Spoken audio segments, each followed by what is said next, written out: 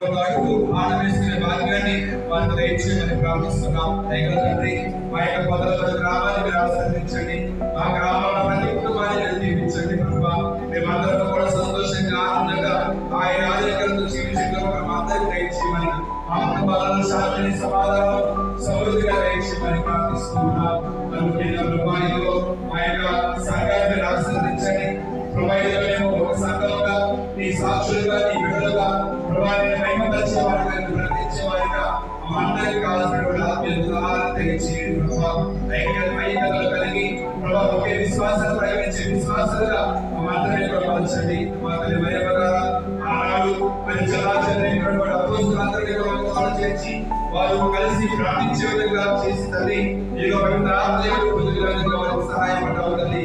ఆ ద్వారా మరి ఉదాహరణ క్రీస్తుని వాడు ప్రకటిస్తూ ఆ ఉదాహరణ క్రీస్తు కోసం వారు మరి త్యాగం చేయగలిగారు, వారి యొక్క ప్రాణాలని అర్పించగలిగారు తల్లి.